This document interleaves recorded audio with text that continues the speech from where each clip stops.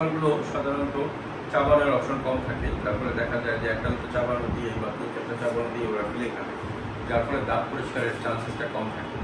কিন্তু পোষা প্রাণী যদি মাছ মাংস এগুলো কামড়ে খায়, মানে আপনারা সিদ্ধ মাছ দিলেন বা সিদ্ধ মাংস দিলেন, তখন কামড়ানোর সময় কাঁটা কামড়াবে, মাছ কামড়াবে, মাংস কামড়াবে, হাড্ডি কামড়াবে, তখন দাঁতগুলো অটোমেটিক্যালি পরিষ্কার হয়ে যায়।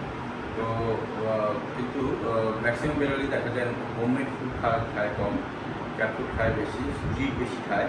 তো যার ফলে যেটা হয় যে দাঁতের যন্ত্রটা ওইভাবে হয় না, ওরা দাঁতের ব্যবহারটা যে শক্তভাবে কামড়ানো সেটা না হলে তখন দাঁতের পরিষ্কার হয় না। আর এমনিতেও আমাদের দেশে পোষা প্রাণীকে দাঁত মাজানোর যে অপশনটা সেটা হয় না, অনেকে মেনটেন করে না, সেটা করা জরুরি পালা বেড়ালের ক্ষেত্রে।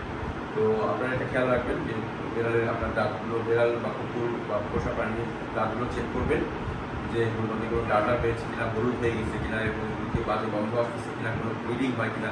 এই জিনিসগুলো যদি হয় তাহলে আমাদের নিচে দেওয়া নাম্বারে আমাদের সাথে যোগাযোগ করতে পারেন। আমাদের একটা সার্ভিস সার্জারির আন্ডারে আমরা পেট ডেন্টিস্ট্রি সার্ভিস বহু বছর আমরা করে আসতেছি।